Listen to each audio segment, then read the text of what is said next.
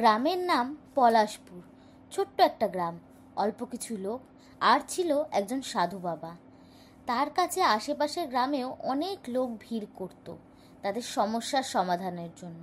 বাবা সবার সমস্যার সমাধান করেন খুব অলৌকিকভাবে। এরকমই একদিন গ্রামের একজন চাষি এলো। তার ক্ষেতের এবার কিছু ফসল ফলতে অসুবিধে হচ্ছিল। সেই সমস্যায় বাবাকে বলার আগেই বাবা বলল, আমি সব জানি, যা এই ভস্যটা ওই জমিতে ছড়িয়ে দে, দেখবি কিছুদিনের মধ্যেই জমি একদম শস্য শ্যামলা হয়ে যাবে। ঠিক কিছুদিন পর চাষিটি আবার এলো, বলল, ঠিক ঠিক ঠিক বলেছেন বাবা, আমার জমিতে ফসল ফলেছে। দেখলি তো, তাহলে দে দে এবার আমার পারিশ্রমিক দে। হ্যাঁ বাবা, এই নেন 501 টাকা। আসলে সাধু বাবার লোভ ছিল মারাত্মক। আবার কারোর কারোর কাছ থেকে 501 টাকা নেওয়ার পরেও তার রান্নার সমস্ত ভুজিও নিত। কিন্তু সেগুলো কোথায় রান্না করে, কোথায় খায়, কোথায় থাকে, কেউ তা জানে না। গ্রামের একটা ছেলে ছিল, সে এসব বিশ্বাস করতো না। সাধু বাবাকে পরীক্ষা করার জন্যই সে তার বন্ধুকে বউ সাজিয়ে নিয়ে গেল সাধু বাবার কাছে। আর বাবা, এই আমার বউ আজ কদিন ধরেই নানা সমস্যায় ভুগছে, আপনি ওকে সুস্থ করে দিন বাবা। বাবা সবটা বুঝতে পেরেও বললেন, আগে আমার দক্ষিণাটা ফেল দেখি বাবা, তারপর বলছি তোর বউ কেন এত ভুগছে।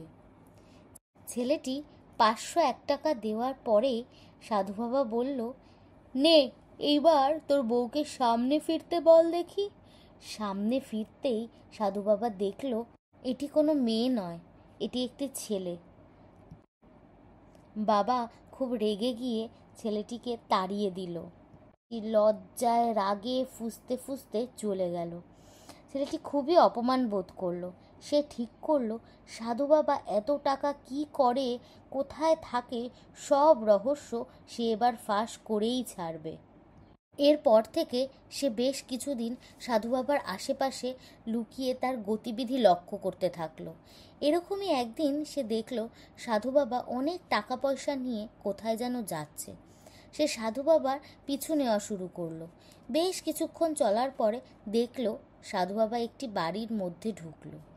বাইরে থেকে অনেক ছোট ছোট বাচ্চার আওয়াজ পাওয়া যাচ্ছিল। আর ভেতর থেকে বেরিয়ে এলো একজন বয়স্ক মহিলা আর কয়েকজন বাচ্চা। তারা সাধু বাবাকে দেখে আনন্দে লাফাতে থাকলো। কি এনেছো আমাদের জন্য? আজ তেমন কিছু আনতে পারিনি, তবে আমি তোমাদের ঠাকুমাদের কাছে টাকা দিয়ে যাচ্ছি, উনি তোমাদের সব আবদার পূরণ করবে। বাচ্চারা খুশি হয়ে চলে গেল। ঠাকুমা বলল, বাবা আপনি না থাকলে বাচ্চাগুলোর মুখে দুবেলা খাবার তুলে দিতে পারতাম না।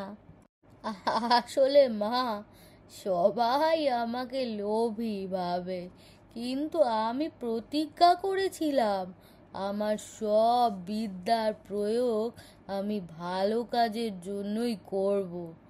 আমার জীবন সার্থক। আচ্ছা মা, এখন চলি। দুটো সেবা করে যান বাচ্চাগুলোর সাথে। আজ না, অন্য দিন হবে খন। ছেলেটি আড়াল থেকে সব দেখল। তার আত্মগ্লানি বোধ হলো। সাধু বাবা বাইরে আসতেই সে তার পা ধরে ক্ষমা চাইল। অনেক বড় ভুল হয়ে গেছে বাবা, আমি আপনাকে লোভী ভেবেছিলাম, কিন্তু আপনি তো ঈশ্বর। গ্রামের সবাইকে আপনার মাহাত্ম্যের কথা জানাবো। জয় সাধু বাবার জয়, জয় সাধু বাবার জয়।